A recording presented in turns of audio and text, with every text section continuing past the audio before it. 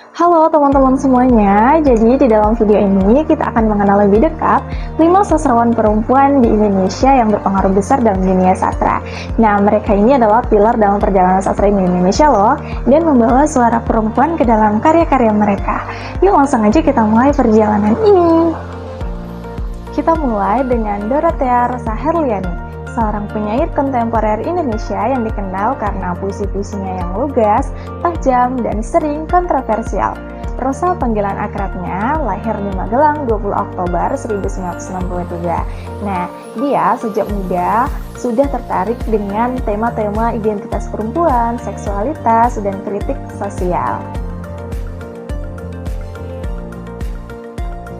Salah satu karyanya yang terkenal adalah Santa Rosa, yang syarat dengan simbolisme dan kritik terhadap dominasi patriarki. Nah, Dorothea juga menyentuh tema-tema berat seperti kekerasan, kematian, dan keterasingan, namun tetap memberikan ruang bagi harapan dan refleksi mendalam. Kemudian, Rosa telah menerima berbagai penghargaan internasional atas karya-karyanya, termasuk penghargaan sastra dari SEA Write Award. Karya-karya Dorothea Herliani membawa kita pada perjalanan emosional yang intens, di mana suara perempuan dan pengalaman hidupnya menjadi pusat dari setiap narasi yang ia tulis. Kita beralih ke sastrawan yang mencatat sejarah sebagai penulis pertama di Indonesia, yaitu Saryamin Ismail, lahir pada tanggal 31 Juli 1909 di Pasaman, Sumatera Barat. Sejak kecil, Saryamin sudah menunjukkan minat besar pada dunia literasi dan pendidikan. Nah, pada masa kolonial, ia menjadi salah satu dari sedikit perempuan yang berani menulis dan berkarya di ruang publik.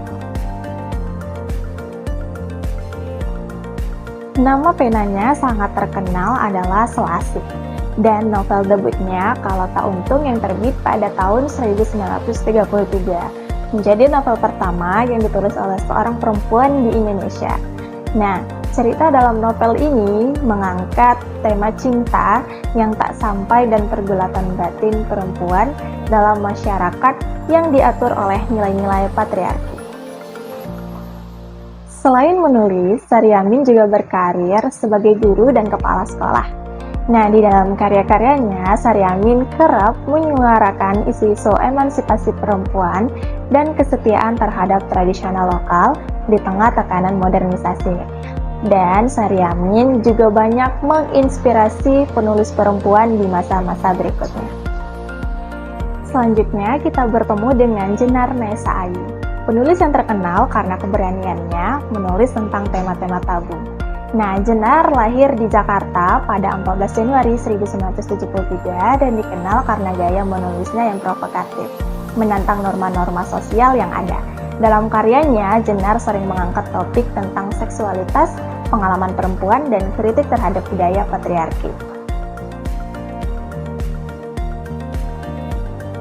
Buku pertamanya, Mereka Bilang Saya Monyet, meraih perhatian luas karena gaya bahasa yang kasar namun puitis, dan ceritanya yang mengeksplorasi kehidupan urban. Nah, karya ini bahkan diadaptasi ke dalam film yang disutradarai oleh Jenar sendiri. Lewat karyanya, Jenar memberi ruang bagi perempuan untuk membicarakan pengalaman mereka tanpa harus tunduk pada tabu sosial. Jenar Maesa Ayu adalah simbol kebebasan berekspresi di era modern, dan ia terus aktif dalam dunia sastra dan perfilman hingga saat ini.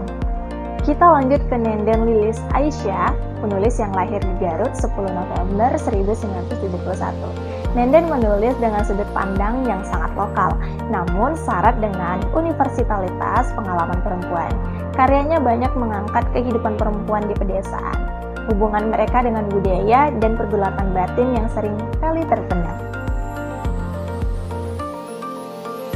Salah satu novel penting dari Nenden adalah Mata yang Malas, yang mengisahkan tentang kehidupan sehari-hari perempuan dalam menghadapi tekanan sosial dan spiritual. Gaya menulisnya yang reflektif dan puitis membuat karya-karyanya digemari oleh kalangan akademis dan penggemar sastra. Selain sebagai penulis, Nenden Lilis Aisyah juga seorang dosen yang berkontribusi besar dalam bidang pendidikan sastra. Karya-karyanya adalah potret kehidupan perempuan Indonesia yang sederhana namun penuh makna. Terakhir, kita mengenal Fatimah Hasan Delais, seorang sastrawan yang karya tunggalnya, keberanian untuk hidup, menempatkannya sebagai salah satu penulis perempuan penting dalam sejarah sastra Indonesia.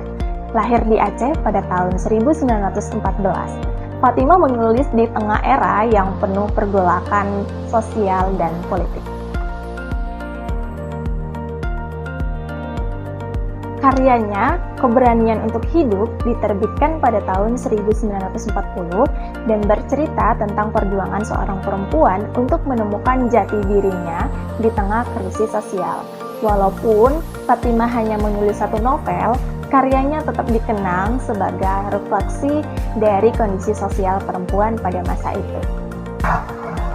Fatimah Hasan Delais menunjukkan bahwa seorang perempuan, meski diucapkan satu kali, dapat memberi dampak yang mendalam bagi sejarah sastra Indonesia. Kelima sastrawan perempuan ini membawa suara yang berbeda-beda, namun sama-sama kuat. Melalui karya-karya mereka, kita dapat merasakan pengalaman, perjuangan, dan refleksi perempuan Indonesia dari masa ke masa. Terima kasih telah menonton. Apa karya favorit kalian dari para sastrawan ini? Jangan lupa untuk berbagi di kolom komentar ya.